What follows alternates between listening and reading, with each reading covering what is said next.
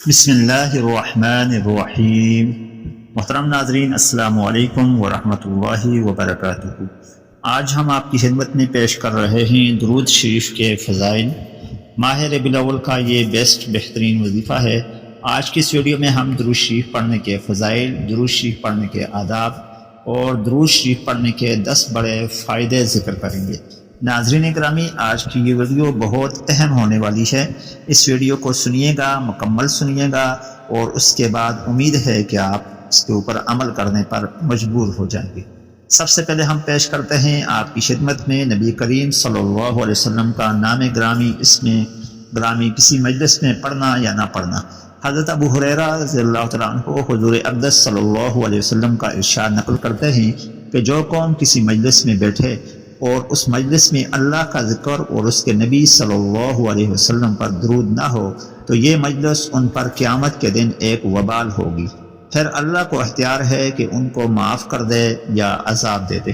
یہ روایت کی ہے ابو داود نے اور دوسرے جو شیوخ ہیں انہوں نے بھی، کہ نبی کریم صلی اللہ علیہ وسلم کا نام نامی اسم گرامی جس مجلس میں نہ ہوگا وہ مجلس بے برکتی ہوگی۔ حضرت ابو امامہ بھی روایت فرماتے ہیں کہ حضور اقدس صلی اللہ علیہ وسلم نے فرمایا، جو لوگ کسی مجلس میں بیٹھیں پھر اللہ کے ذکر اور حضور اقدس صلی اللہ علیہ وسلم پر درود سے پہلے اٹھ جائیں تو وہ مجلس قیامت کے دن ان کے لیے وبال ہوگی۔ حضرت عبداللہ ابن یسر رضی اللہ تعالیٰ عنہ سے حضور صلی اللہ علیہ وسلم کا ارشاد نقل کیا گیا کہ دعائیں ساری کی ساری روکی رہتی ہیں یہاں تک کہ اس کی ابتدا اللہ کی تعریف اور حضور صلی اللہ علیہ وسلم پر درود سے نہ ہو۔ اگر ان دونوں کے بعد دعا کرے گا تو اس کی دعا قبول کی جائے گی۔ حضرت انس روایت فرماتے ہیں نبی کریم صلی اللہ علیہ وسلم کا ارشاد ہے کہ ہر دعا رکی رہتی ہے یہاں تک کہ حضور اقدس صلی اللہ علیہ وسلم پر درود شریف بھیج دے۔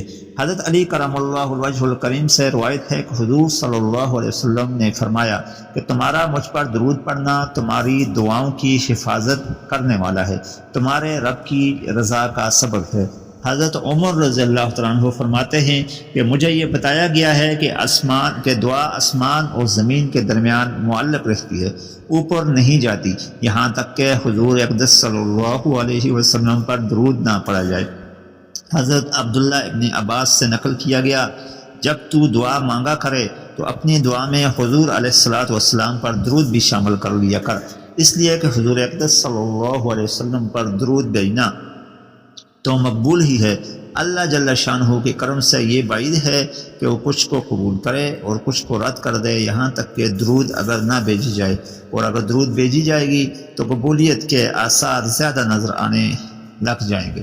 حضرت علی رضی اللہ تعالیٰ عنہ سے روایت ہے کہ حضور اقدس صلی اللہ علیہ وسلم کا ارشاد ہے کہ کوئی دعا ایسی نہیں کہ جس میں اللہ اور اس کے درمیان حجاب نہ ہو یہاں تک کہ حضور اقدس صلی اللہ علیہ وسلم پر درود بھیجے، بس جب وہ ایسا کرتا ہے تو وہ پردہ پھٹ جاتا ہے اور وہ دعا محل اجابت میں داخل ہو جاتی ہے، ورنہ وہ دعا لٹا دی جاتی ہے، یعنی درود کے بغیر والی دعا لٹا دی جاتی ہے۔ حضرت عبداللہ ابن ابی اوفا فرماتے ہیں کہ ایک مرتبہ حضور صلی اللہ علیہ وسلم باہر تشریف لائے اور یوں ارشاد فرمایا کہ جس شخص کو کوئی حاجت اللہ جل شانہ سے یا کسی بندے سے پیش آئے اس کو چاہیے کہ اچھی طرح وضو کرے اور 2 رکعت نماز پڑھے، پھر اللہ جل شانہ پر حمد و ثنا کرے اور نبی کریم صلی اللہ علیہ وسلم پر درود بھیجے، پھر یہ دعا پڑھے، لا الہ الا اللہ الحلیم الکریم، سبحان اللہ رب العرش العظیم، والحمد للہ رب العالمین، اسألک موجبات رحمتک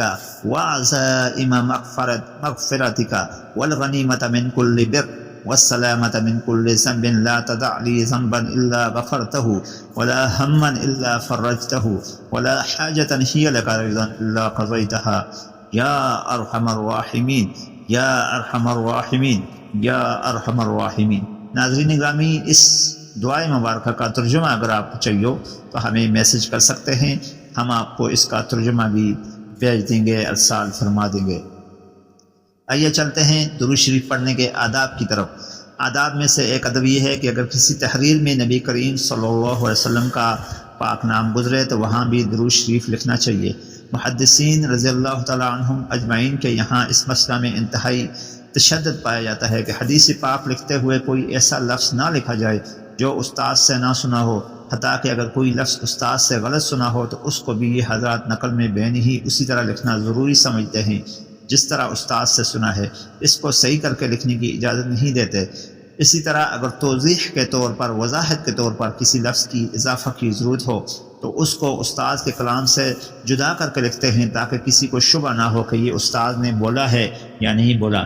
لیکن درود شریف کا معاملہ اس معاملے میں جدا ہے۔ اگر کسی استاد نے کوئی بات سبق پڑھا رہا ہے، کوئی بات کتاب میں لکھ لی اور اس نے نامی اسم گرامی نبی کریم صلی اللہ علیہ وسلم کے نام کے ساتھ درود شریف نہ لکھی، یعنی وہ بھول گیا یا بھول کی وجہ سے وہاں پر اس نے نہ بولا یا غلطی ہوگی، تو اس کا جو شاگرد ہے یا قاری ہے جو کتاب کو پڑھ رہا ہے، جیسے ابھی اگر میں کوئی کتاب پڑھ رہا ہوں، کوئی صفحہ پڑھ رہا ہوں یا آپ پڑھ رہے ہیں، تو آپ نے دیکھنا ہے اگر استاد نے درود شریف کے ساتھ نبی کریم صلی اللہ علیہ وسلم کے نام کے ساتھ درود شریف نہیں لکھی تو آپ نے استاد کی پیروی نہیں کرنی، بلکہ یہاں پر حکم یہ ہے کہ آپ نے درود شریف وہاں پر پڑھنی ہے، اور اگر لکھ رہے ہیں اور استاد نے نہیں لکھا تو آپ نے پھر بھی لکھنی ہے۔ چنانچہ حضرت امام نووی اور علامہ سیوطی رحمۃ اللہ علیہ لکھتے ہیں، اپنی شرح میں لکھتے ہیں کہ ضروری بات ہے کہ حضور اقدس صلی اللہ علیہ وسلم کے ذکر مبارک کے وقت زبان کو اور انگلیوں کو درود شریف کے ساتھ جمع کرے، یعنی زبان سے درود شریف بھی پڑھے اور انگلیوں سے اس درود شریف کو لکھے بھی، اور اس میں اصل کتاب کا اتباع نہ کرے، یعنی اپنے شیخ کی اتباع نہ کرے۔ اگر شیخ نے نہیں لکھا، وہ بھول گیا ہے یا مس پرنٹ ہو گیا تو اس نے کیا کرنا ہے؟ لکھنا ہے۔ اگرچہ بعض علماء نے یہ کہا کہ استاد کی اتباع ضروری ہے، اتباع کرے۔ بہرحال نبی کریم صلی اللہ علیہ وسلم کے نامی اسم گرامی پر درود شریف پڑھنا واجب ہے، فرض ہے۔ ان اللہ وملائکتہ یصلون علی النبی یا ایھا الذین آمنوا صلوا علیہ وسلموا تسلیما، اس آیت مبارکہ کی روح سے درود شریف پڑھنا فرض ہے، واجب ہے۔ ناظرین گرامی، درود شریف پڑھنے کے 10 بڑے انعامات ہم آپ کو پیش کرتے ہیں۔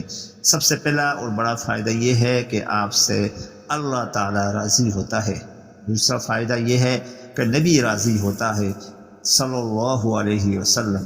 تیسرا فائدہ یہ ہے کہ آپ کی دنیا بن جاتی ہے۔ چوتھا فائدہ یہ ہے کہ آپ کی آخرت بن جاتی ہے۔ پانچواں فائدہ یہ ہے کہ آپ کے ہر کام میں برکت ہوتی ہے۔ چھٹا کام یہ ہے کہ آپ کا ہر کام پورا ہو جاتا ہے۔ ساتواں فائدہ یہ ہے کہ آپ کی دعا قبولیت کے چانسز 100% بڑھ جاتے ہیں۔ آٹھواں فائدہ یہ ہے کہ دعا کے وقت درود شریف پڑھنے سے، اللہ کی حمد کرنے سے شیطان بھاگتا ہے دور۔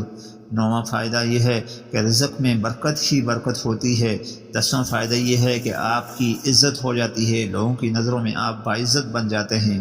11واں فائدہ یہ ہے کہ آپ کے چہرے پر درود شریف پڑھنے سے نور آئے گا، اور 12واں فائدہ یہ ہے کہ لوگوں کی نظر میں آپ باعزت ہو جائیں گے، آپ کی عزت ہوگی۔